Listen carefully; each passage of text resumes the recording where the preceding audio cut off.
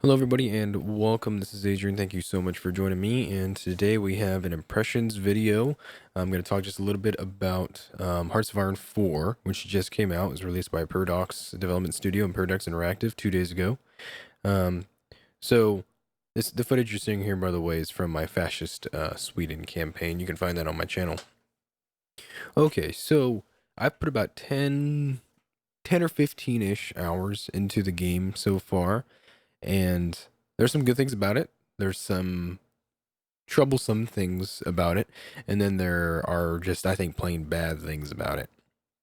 But we're going to break it down. Let's talk about it. So, first off, just what I think about the game. I do think it's awesome. I think it's a great game. I've had a lot of fun playing it. I've skipped school to play this game in the past like 3 days. So this game is cool. This game is really fun. It's really addictive. It has a really satisfying feeling to it. Excuse me. It has a feeling that honestly, I'm not sure if Hearts of Iron 3, which is the only other Hearts of Iron that I've really played, had.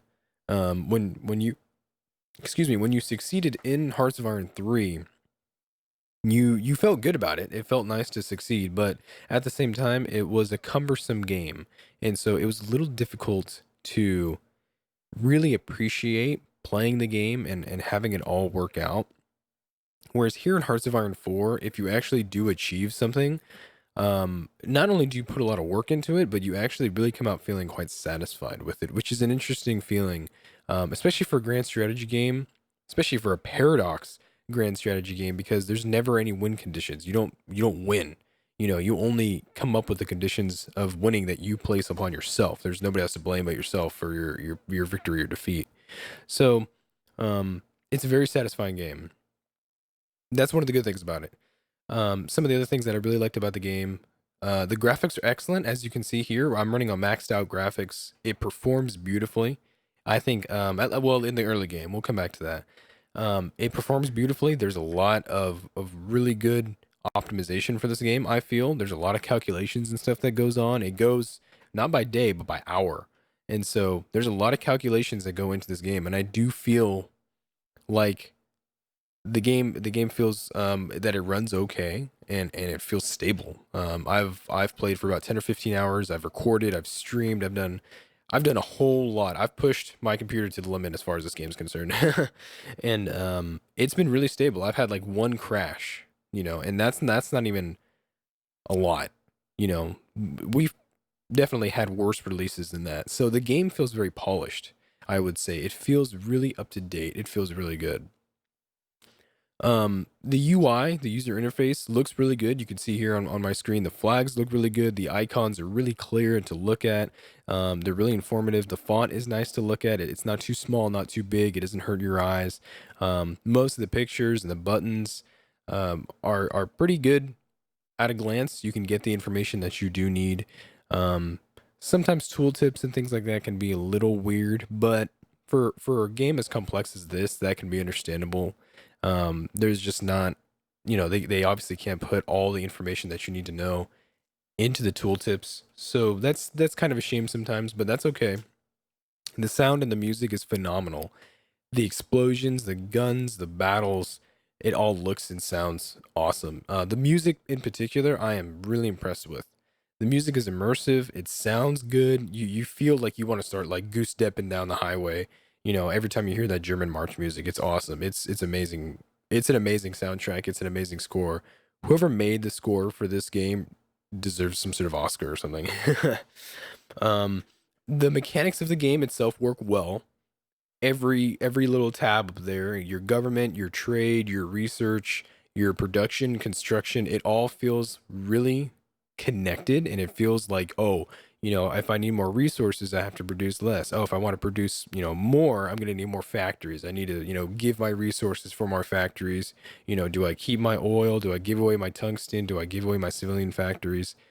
There's a lot that is interconnected in this game, and it feels really good because you actually do feel like you are in World War II, which was very much a war of resources. I know that people say, ideology and Lebensraum and all that stuff. People talk about that kind of stuff, but at the end of the day, World War II was about resources. It was about countries fighting for resources, whether they be material, whether they be manpower, as far as just male bodies, territory to live off of. World War II was about material concerns, about human concerns. And here in Hearts of Iron 4, I feel like they've captured that really, really well with your factories, with your resources, with your manpower, especially. Manpower is precious, really precious. It really is. It's amazing. It's really cool the way that they designed this game. It's a proven formula. I think in Hearts of Iron 3, it was that same interconnected system. I think here it's done even better. It's done just that much better. It's if it ain't broken, don't fix it. That's the motto. The mechanics are fun. The game itself is really fun. It works out really good. Um, it's addictive to me anyway. I thought it was addictive. Maybe some other people are a little turned off by it. I thought it was pretty addictive. So I enjoy the crap out of this game. I play a lot of it. So um a lot I would say one of also the biggest aspects of the good that's in this game is that there's room for expansion. There's room for new DLC. There's room for mods, room for improvements. If things want to be changed, if someone wants to change something, they can go out and do it. It's not hard to mod the ClassFits engine, which is the engine that this game is built off of. It's really not hard. Um, Now there are some less than ideal things about the game. It can feel a little shallow.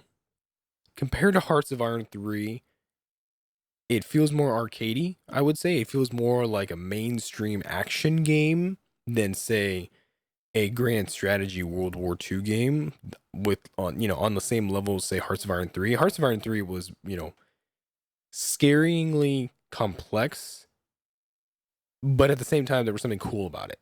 The order of battle. I know people talk about the order of battle in Hearts of Iron 3 being really complicated. I didn't think it was complicated just because I understand military history and I've studied, history and about armies and all that kind of stuff, army organization, tactics, strategy. I study that stuff. That's just my thing. So I don't find the order of battle system hard to understand. I actually find that it's fascinating. But, for Hearts of Iron 3, people thought it was a weird mechanic to have in a video game. They felt like maybe it didn't add that much or it was too complex, and so people were turned off by it. But here in Hearts of Iron 4, because there's no order of battle system, it's really just either field marshals and generals, and you have, army groups and divisions, and that's about it. They might have gone a little too far in the other direction. They might have simplified warfare a little too much. Now, I can understand that from a gameplay perspective. I really can, because not every player of a video game is a history buff like me and a military buff. You know, um, I think this is me personally. Is if the order of battle system was in this game, Hearts of Iron 4, this game would be almost perfect. It would be undeniably one of the best World War II simulators around. But the fact is that there is no order of battle system, and the warfare in general may have been simplified a little too much. That's okay. You know, it's not like it holds the game back. It just doesn't propel the game forward. Especially with the automation, as far as the AI is concerned, and how you tell your divisions to execute plans and plan out things, offensive lines, fallback lines, garrison areas. If this had an order of battle, dude, that'd be epic. It really would be. I feel like they've done a really good job with having the AI plan things out, executing offensive orders. They've done a really good job. And so I was a little disappointed that there is no order of battle system. It's not in the end of the world though. Um, Even field marshals and generals, it can get really complicated. As you can see, even here on my screen, I've got this field marshal, this army group of 66 divisions, you know. Um, they're invading, we're invading the Soviet Union, and I guess to some people who have not played this game or they don't know a lot about, military history and things like that, this may look a little complicated. It's not to me, and it might not be to other people who have played Hearts of Iron 4, but it could look a little complicated. Um, because I mean, at the end of the day, that's what war is war is complicated, you know. I feel like some people may say, well, Hearts of Iron 4 is a video game, but it doesn't do war justice, you know. And so that's a valid argument, I would say, is that maybe Hearts of Iron 4 is a little too mainstream, a little too simplified. So that's one of the things that could potentially be a problem with the game. It just makes warfare feel shallow a little bit, you know. It doesn't account for all of the complexities about warfare, but that's just me. That's just me. Um, Moving on to some more aspects of the game that might be mediocre. Longevity feels like it could potentially maybe be a problem. Um, I've only played one country. I played as Sweden. I did a fascist Sweden campaign. That's what we're doing right now. I'm going to be doing a lot more. But already I can feel like the actions and the steps that you would take in the early game, the mid game, and the late game. I feel like a lot of those steps would be similar regardless of what country you're playing as. Um, like for example, in my fascist Sweden campaign, I built up my industry first because I knew that I would need all my manpower later on because my manpower is precious. I'm Sweden. I'm not a very popular. I don't have a lot of men. I don't have a large population. I think Sweden had like a population of like 6 million or something during World War II. Um, so I built up my industry. My industry was rock solid, and then I went to war, and I was fine because I had prepared early on for war. I built up my industry as I needed to, and then when the war came, I put all my effort towards military production using manpower and such. Um, I can't imagine where you would play a country in Hearts of Iron 4 where it wouldn't be like that. Now, that might just be because of foresight. You know, we're playing a video game about a war that happened 70 years ago. You know, even more than that at this time. So, could just be foresight. You know, we already know what happened. We know how to fix the problems that, Germany and Russia did not know how to fix, right? So it could just be foresight. That's just me. Um, but it feels like maybe the game has a problem with longevity. It just feels like if every country plays the same way, you have generally the same tactics for whatever country you have. You build up your industry, and then you train your armies and your divisions. You change your laws. You change your politics to whatever ideology you want to represent, and then you go to war. You pick a faction. It just feels like that in itself. Um, it's going to be the same for most countries that you play. I'm not sure if that's totally true because, like I said, I've only played one campaign, which is Fascist Sweden, but I can see where that might be a problem. And so people might feel like there's not a lot of replay value or longevity in the game. Which brings me to my next point. Um, Minor nations are a bit lackluster. The national focus trees, how many minor nations there are in the game anyway?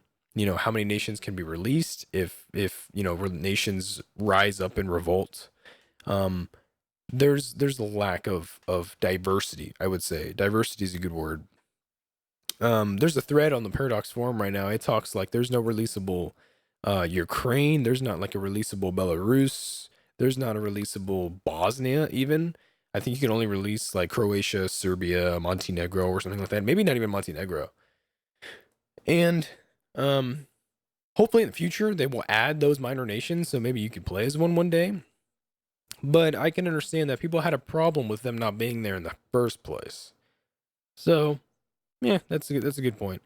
Um, that adds to the longevity problem is if you don't have a lot of minor nations and you don't have a lot of revolter nations and nations that you can form and nations that you want to try and change history with and things like that.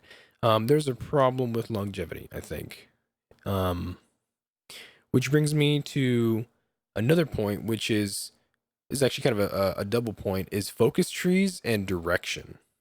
Okay, so focus trees, your national focus trees, they're, like I said, for minor nations, they're a bit lackluster. Not bad, but they're not the best. That's understandable. They're going to be adding some more focus trees. They're going to be spicing it up as we go. That's okay. Um, but in particular, the loss of direction. especially in the mid to late game when you've been fighting for a couple years and you've had these long play sessions. Here in this campaign, it's 26th November 1942. I've been fighting the Soviet Union for a few years. Um, Especially in the late game when you've beaten your enemy and you've had like 400,000 men die and you have like 100 divisions in the field and you have like 18 tank divisions and you've got all your equipment that you could ever want, you have your resources and you have your factories. I feel like the game slows down a little bit. um not terribly, but it does slow down. I think anybody who's played Hearts of Iron 4 for maybe 10, 15, 20, 25 hours might tell you that, is that it probably does slow down a little bit in the late game, especially if you played your cards right. If you're on the winning side, and you've beaten your enemy and you've done what you had to do, the game will slow down once you start winning. Like once you really start winning, you're gonna feel like, damn, there's not as much of a challenge anymore. That's a problem. I would say that's definitely a problem. Something that does hold the game back. And let's talk. Okay, so that was just what's mediocre about the game. Let's talk about some serious problems. The AI. So the artificial intelligence in this game, it's not bad, but the game feels far too easy. It just that's probably at best, that's the way I could put that, is that the game feels far too easy. The AI doesn't feel like it can really challenge you. It's nice when your allies actually help you out in the game. Like Germany helped me out in this campaign and they did some stuff that was cool. But at the same time, Germany did some things that were less than ideal for my own army. I can't tell Germany's troops what to do. I can look at what Germany's doing. There's a little button in the corner with two arrows in the bottom right corner that you can see what the AI is planning out, but you can't tell them what to do.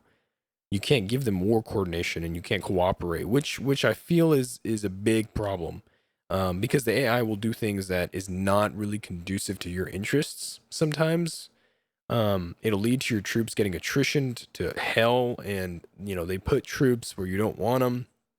They may even take territory that you wanted for yourself.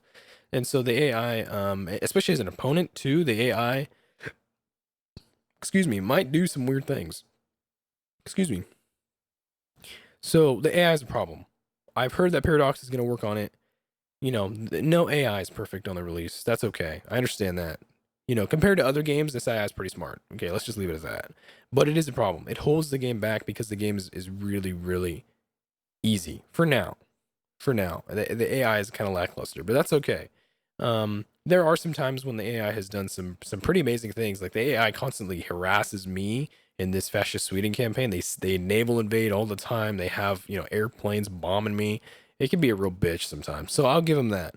But as far as when it comes down to encirclements, keeping troops supplied, keeping troops out of attrition, forming battle plans, having a good amount of infantry divisions and combined arms formations, aircraft, infantry, tanks, motorized, designing the divisions correctly, and then executing those plans, encirclements, the Schwerpunkt, mobile warfare, blitzkrieg, things like that. The AI seems to have a little bit of a problem, maybe a tiny bit. But that's okay. That's something that can be improved on, I feel. Another problem for sure is performance, especially in the late game. There are some stutters and some glitches with the game. Like I said, the engine runs good and it looks fantastic, but once there's a lot going on in the game, like hundreds of divisions, resources being calculated every hour, battles being calculated every hour, the game does kind of stutter. That's something that can also be improved on in time. Paradox has already mentioned that they're going to be working on that, so that's okay. Um, so let's get to my final point. This is something that I feel is bad and that it holds the game back. Is there's a question of value. How much is this game worth? For me, as a history buff, a military buff, I can rant all day about World War II. I've studied this conflict since I was like a little kid. I love this game. I think that it's worth my $50. I paid $49.99 for this game. But for other individuals who are looking for a video game, maybe more than like a military simulator or a grand strategy game or something along those lines, um, I feel like maybe they won't feel like this game is worth a lot to them. Um, there is a question of value. Is how much you're gonna get out of this game? How long are you gonna play it? How many times a day you're gonna play it? How many times a week are you gonna play it? Are you gonna just try one campaign every couple of months? Are you gonna play it all the time? There's a question of value and a question of longevity that I feel really does keep people on their toes. For me, like I said, I feel like I love the game. I love Paradox. I love Grand Strategy. I feel like the game is awesome. But I feel like some of the people will question the value of this game. And so I would say be cautious about what you're really looking for. Um, is it Grand Strategy? Yeah. Is it a military simulator? Somewhat. Yeah, I would say so. Probably more so than other games, but maybe less so than other games as well. I mean, are we talking, Gary Grisby's War in the East? Are we talking, Hearts of Iron 3 even? After it was fully patched. That was a legit complex war simulator. It had everything you were looking for. Whereas Hearts of Iron 4 just feels a little more mainstream. Anyway, guys, that's my impressions. I hope you liked it and I hope you enjoyed, and I will see you guys soon. Thank you so much for listening.